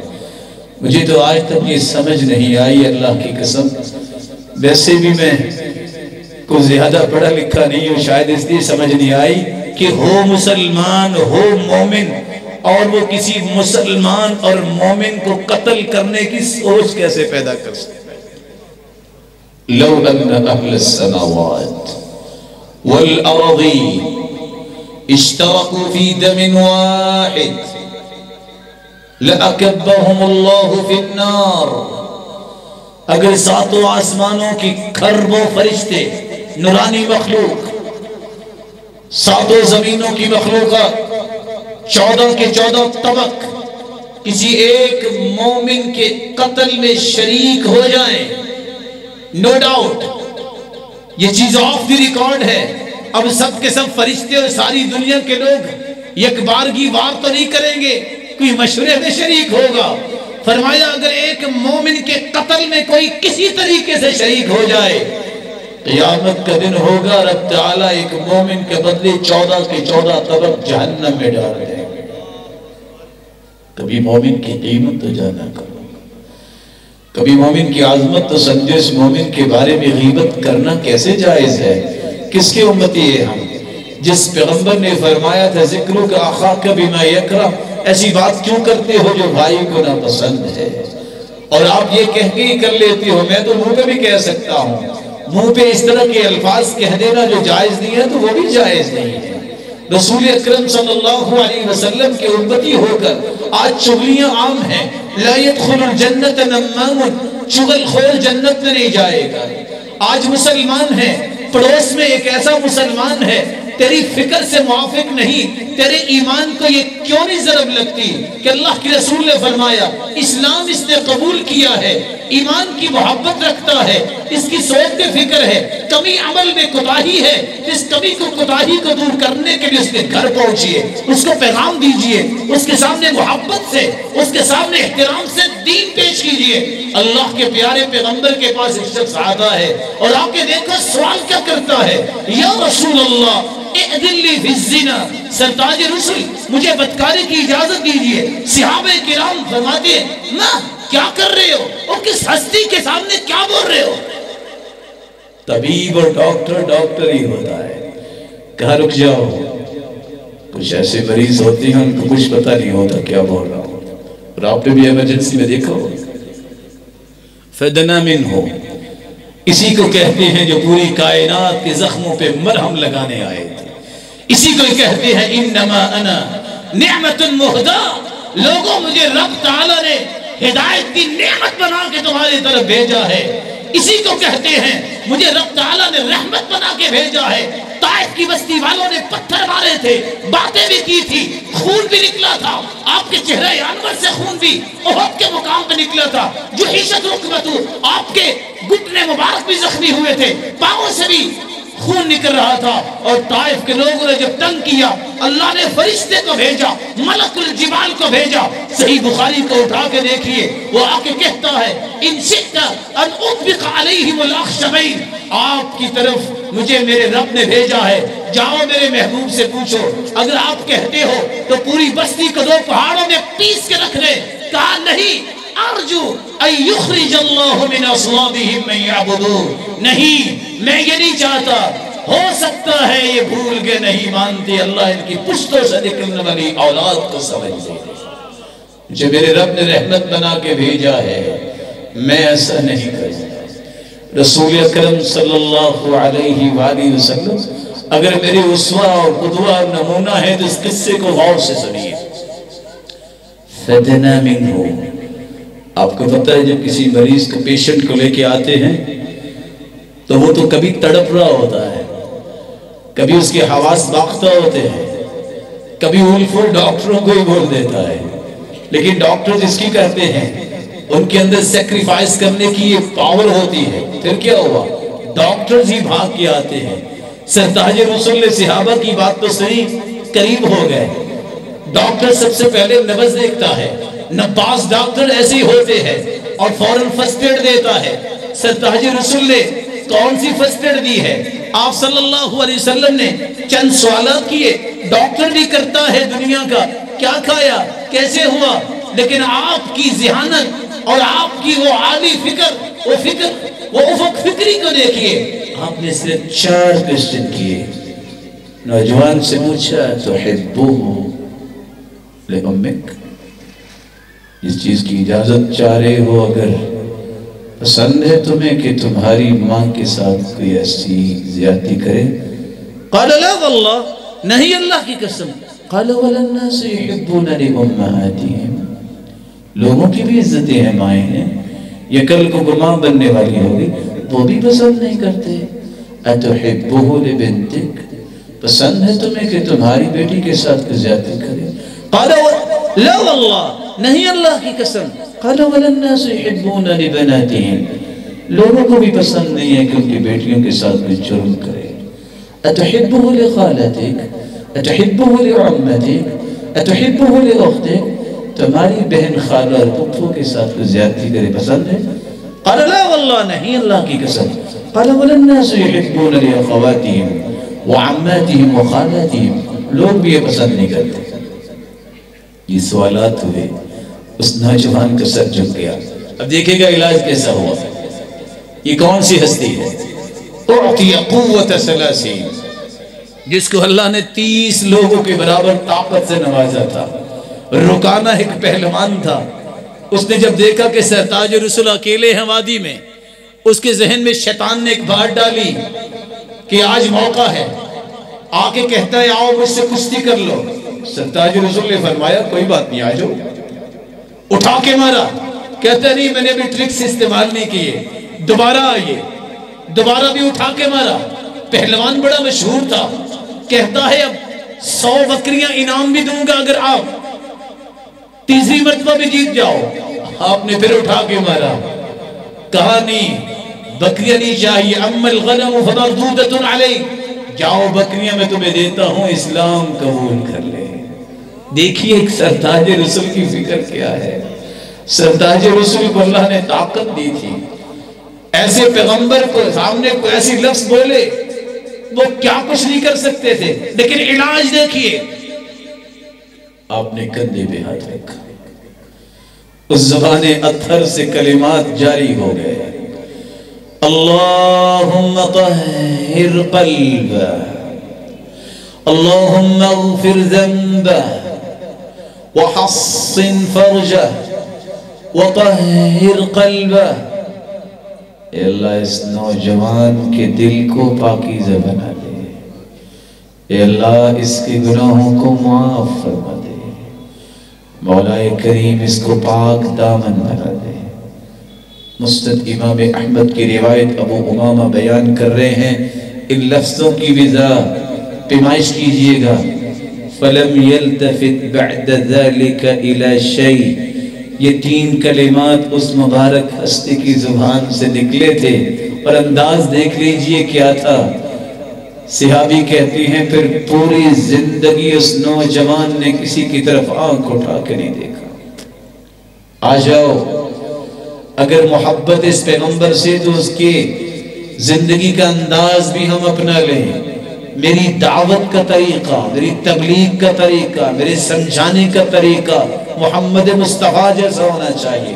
نفرت مت دلاؤ، بشروا ولا تنفروا، بشارتیں سناؤ، نفرتیں نہ پھراؤ، یسروا ولا تعسروا، دین کو مشکل نہ بناؤ، آسان بناؤ، لیکن آسانی وہ جو محمد مصطفیٰ نے دی ہے۔ رسول اکرم صلی اللہ علیہ وآلہ وسلم کے سامنے مسجد میں ایک پیشاب کرنے والا پیشاب کرتا ہے، صحابہ کرام کہتے ہیں وہ تم نے کیا کر دیا؟ آپ نے فرمایا میں رک جاؤ، لا تزرموا ای لا تقطعوا علیہ بولا، کہیں بیمار نہ ہو جائے، اس کو پتہ نہیں ہوگا۔ وہ اپنے کام سے فارغ ہوا، آپ نے پانی کا ڈول منگوایا اور بہا دیا۔ آپ صلی اللہ علیہ وسلم نے پھر سے بلایا، کہتے ہیں سنو، ان هذه المساجد لم تبن لهذا، یہ مسجدیں ان کاموں کے لیے نہیں بنائی گئی، انما هي لذکر اللہ الصلاة وتلاوة القرآن۔ مسجد تقدس کی جگہ ہوتی، یہاں تو نماز پڑھتے ہیں، اللہ کا ذکر کرتے ہیں، قرآن پڑھتے ہیں۔ سمجھا دیا؟ یہاں سوچنے کی بات یہ ہے کہ اگر اللہ کے رسول بھی اس کے پیچھے بھاگتے تو جہاں جہاں دوڑ کے جاتا کیا وہ جگہ پاک ہونی تھی؟ کیا اس کا لباس پاک رہنا تھا؟ یہ وہ حکمت و دنائی اور عظمت اللہ نے اپنے پیغمبر کو عطا کی تھی جو آج میری اور آپ کی ضرورت ہے۔ سمجھ گیا؟ دعا کرتا ہے اللہم ارحمنی و محمد، اللہ یا مجھ پہ رحم فرمایا، محمد پہ رحم فرما۔ آپ نے فرمایا صلی اللہ علیہ وسلم لقد تحجرت واسعا، اللہ کی تو اتنی بڑی رحمت تو آپ نے دو بندوں کری ہے، کہا پیار سے تو آپ نے سمجھایا، وہ تو غصہ ہی کر رہے ہیں۔ یاد رکھیے اگر آپ چاہتے ہیں آپ کا مشن اور منہج مضبوط ہو، کافر کو جواب صحیح دینا چاہتے ہیں، تو جہاں آپ کی محبت سچی ہے، محمد مصطفیٰ کی طرح عبادت کرتے ہو، تو وہاں دعوت کا انداز، سمجھانے کا انداز بھی محمد مصطفیٰ کا اختیار کرو۔ محمد مصطفیٰ صلی اللہ علیہ وسلم نے پوری زندگی اپنی بیویوں میں صرف خادم کو مارا نہیں، زندگی کے زاویوں پہ بھی تھوڑا سا غور کر لیں۔ اگر گھر گھر میں لڑائی اور طلاقیں ہو رہی ہیں تو اس کی وجہ کیا ہے؟ دشمن تو چاہتا ہی یہ ہے۔ کامیاب کون لوگ ہیں؟ جو محمد کریم صلی اللہ علیہ وسلم کے زندگی کے زاویوں کے اختیار کرتے ہیں۔ ما ضرب رسول اللہ صلی اللہ علیہ وسلم ید امرأۃ قط، پوری زندگی اللہ کے رسول صلی اللہ علیہ وسلم نے اپنی بیویوں کو نہیں مارا۔ دنیا میں تو ہماری ملاقات نہ ہو سکی بھائیو، اللہ کے پیارے پیغمبر نے فرمایا تھا اشد الناس حبا لی، میری امت میں سب سے زیادہ محبت کرنے والا میرے ساتھ وہ ہوگا۔ یود احدهم لو انه رآنی بأہلہ ومالی، اس کی تمنا اور خواہش یہ ہوگی کہ میرے سارا جہان لٹ جائے، گھر بار لٹ جائے، مجھے محمد مصطفیٰ کا ساتھ مل جائے۔ آؤ اس کے ساتھ کے لیے 3 کام کرنے کا مل کر عزم کر لیں۔ سب سے پہلا کام، صحیح مسلم کی روایت رات کا وقت ہے، صحابی ربیعہ بن کعب رضی اللہ تعالی عنہ تشریف لاتے ہیں پانی لے کر کہ اللہ کے پیارے پیغمبر کو وضو کرواؤں۔ وضو کروایا، سرتاج رسول پوچھتے ہیں سل، میرے صحابی کی خواہش تمنا ہے تو بتائیے، میں رب تعالیٰ سے دعا کروں گا پوری ہو جائے گی۔ خواہشیں ہوں تو ایسی، تمنائیں ہوں تو ایسی۔ صحابی نے کہا اسألک مرافقتک فی الجنہ، سرتاج رسول اس سے بڑی تمنا کیا ہے؟ یہ قسمت اور نسبت مجھے بڑی پیاری لگ رہی ہے، میں چاہتا ہوں جنت میں بھی میں آپ کے ساتھ ہی اسی طرح ہوں۔ قال او غیر ذلک، میرے صحابی کچھ اور، قال هو ذاك یا رسول اللہ، سرتاج رسول جس کو جنت مل جائے اور آپ کی صحبت مل جائے باقی کیا بچا ہے؟ صرف اللہ کا دیدار ہی رہ جاتا ہے جو اس سے بڑا ہے۔ فرمایا اگر تم سچے ہو اس بات میں فَأَعِنِّي عَلَى نَفْسِكَ بِكَثْرَةِ السُّجُودِ، کثرت سے نوافل پڑھنا، کثرت سے سجدے کرنا، قیامت کے دن جنت میں بھی میرے ساتھ اسی طرح ہوگی۔ کبھی تو وقت نکال کے فرض نماز تو فرض نماز ہے، چھوڑ دیں گے تو اس کا تو گناہ ہی بڑا ہے، کفر تک انسان پہنچ سکتا ہے۔ کبھی تو نوافل کی عادت بناؤ۔ میرا اور آپ کا دفتر اور ڈیرا اور میرے اور آپ کے کام کیسے مضبوط ہو سکتے ہیں؟ رسول اللہ صلی اللہ علیہ وسلم نے فرمایا من قام بعشر آیات لم یکتب من الغافلین، عشاء سے لے کے صبح تک کوئی وقت آپ کو مل جائے، 2 رکعتیں پڑھ لو، 10 آیتیں پڑھ لو، ایسا خوش نصیب انسان بن جاتا ہے اس کا غافلوں سے نام کاٹ دیا جاتا ہے۔ 10 آیتوں سے مراد کیا ہے؟ اگر آپ کو آخری 2 سورتیں یاد ہیں، قل اعوذ برب الفلق، قل اعوذ برب الناس، تو عالیجہ اس کی 11 آیتیں ہیں۔ کسی کو کچھ بھی یاد نہیں، کھڑا ہو کے 2 سورتیں پڑھ لے، 5 سے 6 منٹ میں 2 رکعتیں ہو جائیں گی، غفلتیں اللہ عز و جل دور فرما دے گا۔ تہجد پڑھنے کی کوشش کیجیے، اللہ عز و جل ہمیں توفیق سے نوازے۔ دوسرا کام جس سے اس ہستی کی رفاقت قیامت کو مل جائے گی، ان من احبکم الی واقربکم منی مجلسا یوم القیامہ احاسنکم اخلاقا، لوگوں قیامت کے دن سب سے پیارا اور سب سے قریب میرے وہ ہوگا جس کا اخلاق اچھا ہوگا۔ اخلاق کس کو کہتے ہیں؟ زبان میں نرمی آ جائے، زبان میں مٹھاس آ جائے، کسی کو تکلیف دینے سے اپنے آپ کو بچایا جائے، حرام سے اجتناب کیا جائے، حلال کی تمنا کی جائے، طلب الحلال واجتناب المحارم والتوسعة على العيال، گھر والوں پہ فراخی کرنا، یہ اخلاق ہے۔ رسول اکرم صلی اللہ علیہ وسلم نے فرمایا جس کا اخلاق اچھا ہوگا قیامت کے دن سب سے قریب اور سب سے پیارا میرے نزدیک ہوگا۔ اور ایسے لوگوں کے لیے اللہ نے انعام کیا رکھا ہے؟ ان فی الجنت لغرفا یری ظاہرها وباطنها وباطنها من ظاہرها، اللہ نے جنت میں کوئی کرسٹل کے گھر بنائے ہیں جس گھروں میں بیٹھ کے پوری جنت کا نظارہ کر سکیں گے، اور اگر باہر گئے ہیں تو اپنے گھر کے ایک ایک زاویے کو دیکھ پائیں گے۔ قیل من هم یا رسول اللہ، لمن ہی یا رسول اللہ، اللہ کے پیارے پیغمبر یہ کن کے لیے بنائے ہیں؟ آپ نے فرمایا لمن الان الکلام، جس کی زبان میں نرمی آ جائے، وہ افش السلام، جو سلام کو عام کرتا ہے، وصلی باللیل والناس نیام، جو تہجد پڑھتا ہے اور لوگ سوئے رہے ہیں، ایسے انسان کو جنت کے یہ بالا خانے نصیب ہوں گے۔ اللہ کے پیغمبر کی رفاقت چاہتے ہو تو اللہ کا ذکر کرنے کے بعد اس مبارک ہستی پہ کثرت سے درود بھیجا کرو۔ اللہم صلی علی محمد وعلی آل محمد كما صليت على إبراهيم وعلى آل إبراهيم إنك حميد مجيد، اللهم بارك على محمد وعلى آل محمد كما باركت على إبراهيم وعلى آل إبراهيم إنك حميد مجيد۔ رسول اکرم صلی اللہ علیہ وسلم کے پاس صحابی آتے ہیں اور آکے کہتے ہیں آج آپ کے چہرہ انور پہ کس طرح کی بشاشت ہے، کتنے آپ خوش ہیں۔ فرمایا میرے پاس ابھی جبریل آئے تھے اور آکے یہ پیغام دے کے گئے ہیں، من صلی من امتک صلاة واحدہ صلی اللہ علیہ بها 10 كتب الله له 10 حسنات ومحى عنه 10 سيئات ورفع له 10 درجات۔ تو ایک مرتبہ درود بھیجو گے اللہ عز و جل 10 گناہ معاف کریں گے، 10 درجے بلند کریں گے، 10 نیکیاں لکھیں گے۔ وصلی اللہ علیہ وملائکتہ 70 صلاة، تم تو ایک مرتبہ درود پڑھو گے رب تعالیٰ 70 مرتبہ رحمت نازل فرمائیں گے، اور کھربوں کی تعداد میں فرشتے 70 مرتبہ تمہاری بخشش، مغفرت اور برکت کی دعائیں کریں گے۔ اللہ عز و جلال ہمیں اپنے رسول سے سچی محبت نصیب فرمائے، اور قیامت کے دن اس ہستی کو ہمارے لیے سفارشی بنائے۔